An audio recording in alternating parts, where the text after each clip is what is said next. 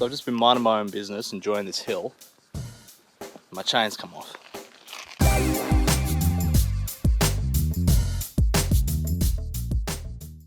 What's up guys, welcome to the video. Day 2 of the Munda Biddi. I'm here at the Wungong hut, just got up, started organising my stuff a bit. I'm going to throw some breakfast on. So I already had some rice that was left over, so I'm just going to have a little bit of oats just to tide me over for the morning.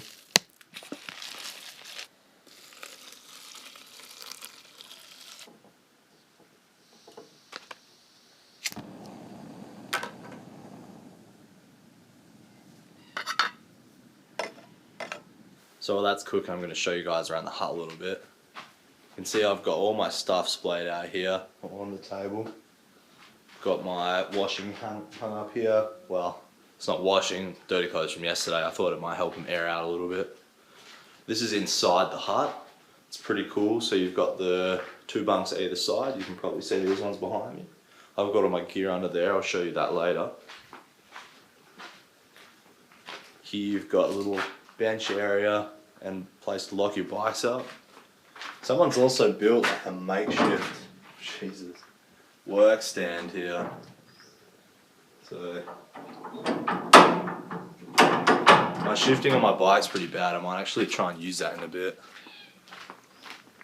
Down the side here you got 2 water tanks. Another one up there. Some more bike racks over here. The bathroom's just here. No toilet paper. Make sure you bring toilet paper with you. So this is how I set things up last night. I wanted just to have the bug net so I didn't get bothered through the night by the mosquitoes and the other insects. Then I had my fleece liner and my sleeping bag. So you can see how my sleeping bag's pretty small.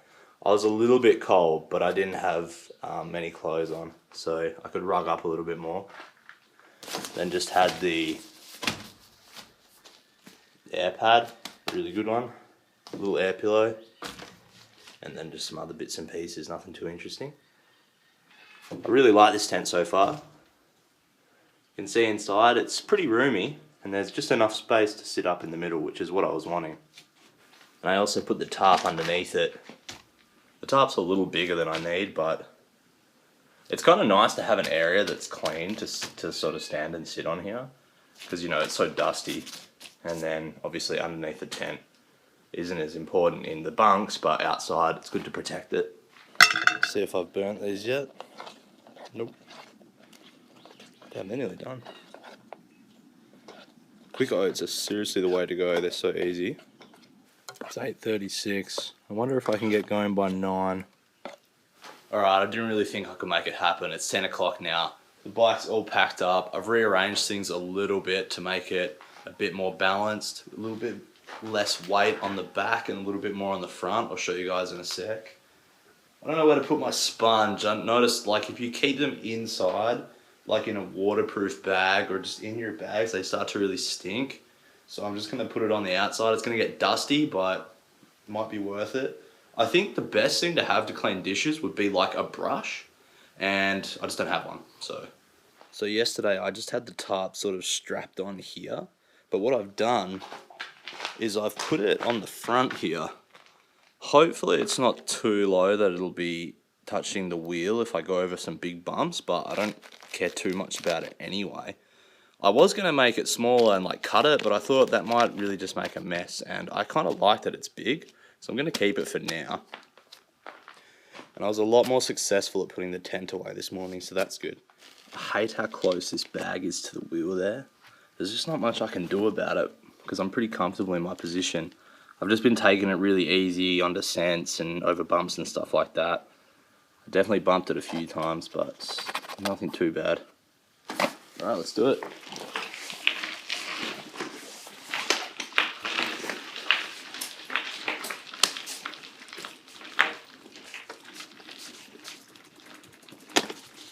This is a really nice camp spot, this one.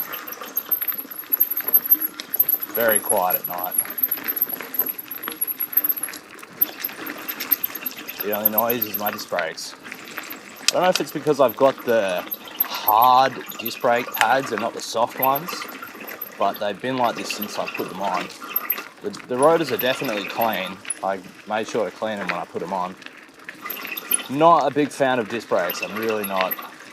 So I'm trying out the wide view on the GoPro. Yesterday I was switching between linear and the super view, the super wide view. And I'm just wondering, like, for the bike, the wide view that it's on now might look better. So we'll see what sort of footage we come up with. Had some real long flat sections. I've spent a lot of the time in the aero bars actually.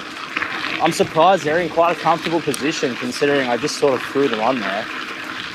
I mean, I'm sure they could be better, but it seems to work. The problem is I thought they could be a little higher or maybe tilted back towards me, but it's going to affect the GoPro's view. So I think I'm just going to leave them.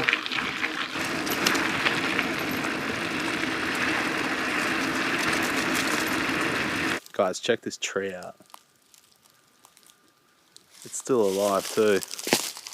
Look at that.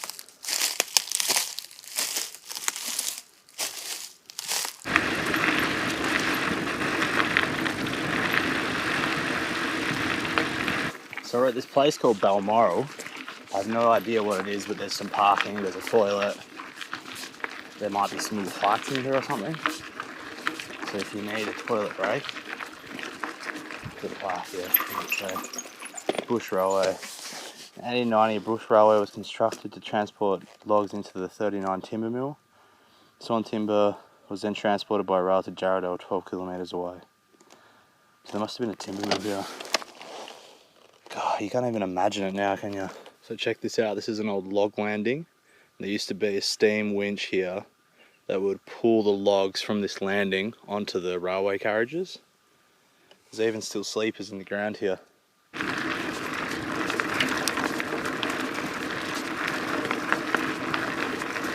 So I believe we're still on an old timber line that goes into Jarradale.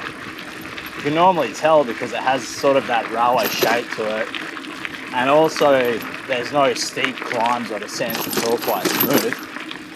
And there were some sleepers right there, so yep.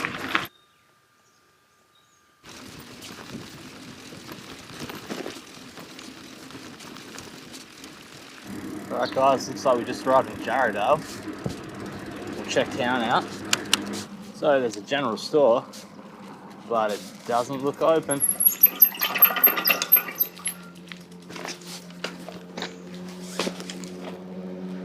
Huh. So as it turns out, it's actually Good Friday and nowhere here is open. But luckily I came past the post office after the general store and the guy was here and he actually let me in, which was so nice of him. So I'll show you the food hall. Grab some of this orange and mango, super good. Pringles, some barbecue shapes, white sugar, pasta, some more rice for tomorrow and tonight, some Oreos as well. Alright guys, I've got some pasta cooking. I'm out the front of the post office here. Things are a little bit of a mess. I smashed all of the Pringles in like a few moments. Gonna have most of the pasta, there's like a third of it left in there. Drinking the Sweps. Trying to get carved up because I was pretty hungry for the last part of that ride. Guys, this is going down so good. It's about 1:30. I'm hoping to get back on the trail by 2. Check out how nice it is here. Nice little grass spot. Although the guy next door is building a balcony or something, so it's super noisy. So I wanted to leave at 2. It's 2:30 now, which isn't too bad really. I got talking to a couple of cyclists that came past doing their first 200-kilometre ride. One of the guys just hit a century, so good on him.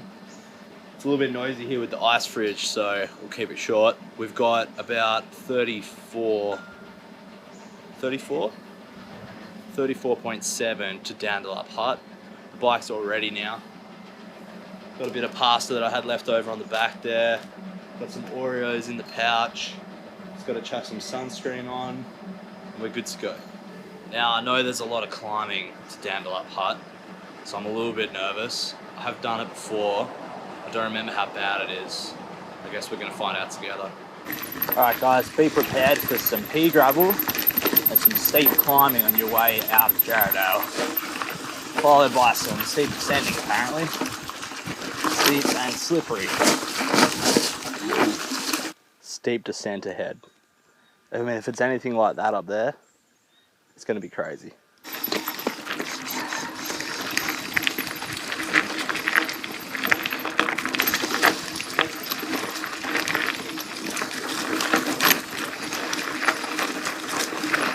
Shit.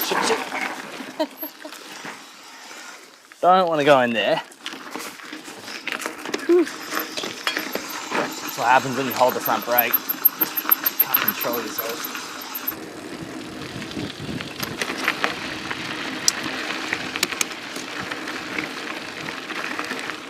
So I've just been minding my own business, enjoying this hill. My chain's come off. I think shifted it into the spokes, but it doesn't seem to have done any damage. It's just a bit of a bad shift, I think, and might need some adjustment on that derailleur. Super annoying because it's like jammed in there. Hope I can get it out. Alright guys, this is turning out to be a bigger pain in the ass than I thought. I just broke the chain. It's got one of those quick links in it. I'm hoping I can run it out of the derailleur and then pull it out. It's jammed up in there really good. Fingers crossed. It's annoying with like all the weight on the bike. I've got nowhere to put the bike and nowhere to put anything. Don't have all the tools I need. It's kind of frustrating, but I guess that's just a part of this. Oh, okay. And I lost the chain link. Damn it. Come on.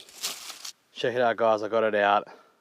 What I managed to do is I actually lubed up where it was stuck with some dishwashing liquid, and I was able to pull it out with the pliers. That was jammed in there really good. So I lost half of my quick link in the dirt, but luckily I've got a spare. I already looked for it, I cannot find it. I'll pick up another spare in like Collie or something. Hopefully I don't need one between here and there. Damn, and then when I was messing with the bike to get the rim back on, because you know it's so heavy with the bags on there, I accidentally hit the back brakes and now the rear brakes are rubbing. I hate disc brakes so much. They are such a mechanical nightmare. Okay, I'm going to chuck a little bit of lube on that. And now I'll get that locked in position. Should be as simple as getting the chain back on. There somewhere. I don't know if the derailleur's bent. Should just be able to go it.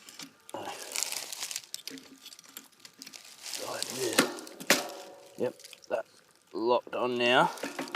So now I'm just going to see and try and work out if that's going to shift into the spokes again and just adjust it, because I don't want that to happen again. Well, that was a huge pain in the ass. I got it sorted though, the chain's back on. Got that new quick link on there. I ran the limit screw in a little bit, so only a little. I think the reason it happened is just a bad shift. I shouldn't have shifted on this hill, and I didn't ease off enough when I did it. Noob mistake, but should be good to go. I'm going to take it easy. I already rode down the hill a little bit just to check everything was working. We'll just go easy up the hill so I don't break anything. So this is a good section of that pea gravel for your enjoyment. Come on. Right. Yeah, this is very steep and loose. Whoa. I just looked up the hill. I wish I hadn't. Oh shit. It's funny. I read in some of the trail books, people have mentioned doing this with their kids. I just cannot imagine having done this as a kid. It's not getting any easier. Shit. I can't even turn the camera off. Morale is definitely low. And then I get this thrown at me. Oh, damn it. Okay. I'm gonna kill the camera. Are you guys seeing this? Like for real. This is really steep. Look at it behind me.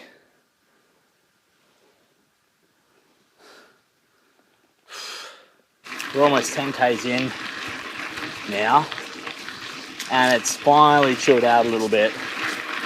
So be prepared for when you're climbing out of Jarradale.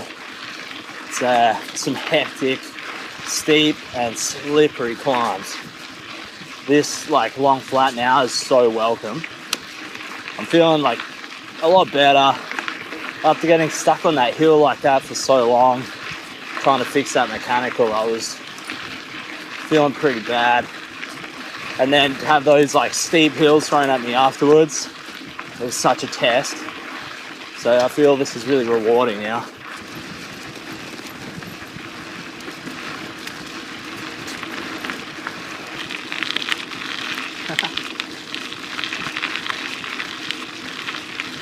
Some more junk over there. Actually, those stacks in the back look like they're probably asbestos. I'm not going to get closer to see if it is. Check out how quiet it is out here.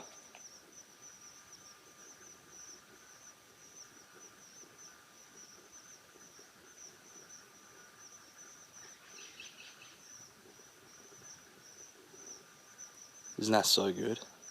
So we've got 10k's to go, or thereabouts. My average speed is 10.8 kilometers an hour, although I have a feeling that it's going to flatten out a little bit for a while. So I suppose we'll be there in about an hour. I'm really looking forward to it because this next hut is beautiful. If you didn't notice, I'm feeling pretty cooked. Between like all the climbing and then the chain getting jammed, I'm just like, I want to lay down. So the sun's almost setting. I've probably got about an hour ride to go. So, I mean, that's pretty typical for me, I guess. What do you expect when you leave at like 10 o'clock? I really need to start leaving earlier. But then it's hard when you turn up late, you know, you want to like sleep in and enjoy the camp for a bit. So you just get stuck in that cycle. You guys see those kangaroos? Wow, look at them all.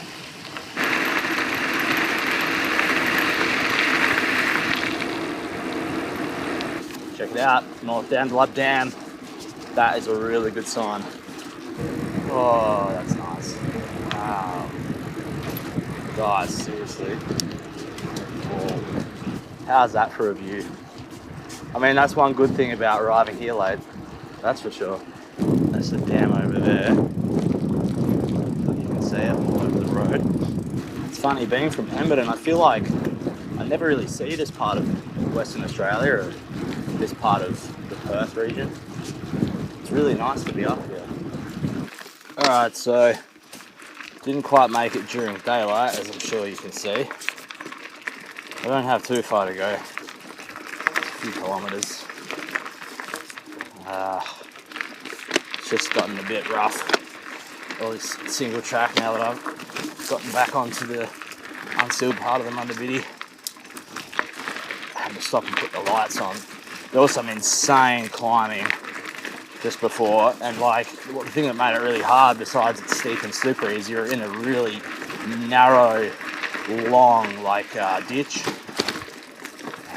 Made life really difficult. Managed to ride up all of it though, but I stopped quite a few times. Not for the faint of heart, this part of the Munda Biddi, I'll tell you that. And, yep. Problem with this is you can't see anything when you're turning. Like you can't see where you're going because your light will be out in front of you and you've got to do like a hard left or a hard right. It's good to have a lamp on my head. Check it out, guys. The hut. Down that way.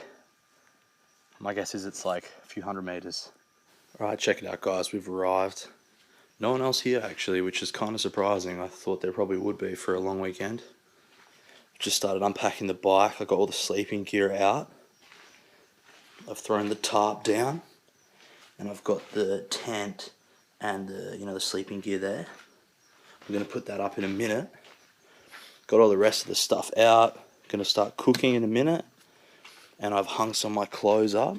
Still need to put a few things up actually. Just to hopefully have them air out a bit, but I don't know if it really works. I'm going to get cleaned up, then we're going to make dinner. So check it out, we've got the old favourite on the menu tonight, white rice. Going to enjoy it with some soy sauce.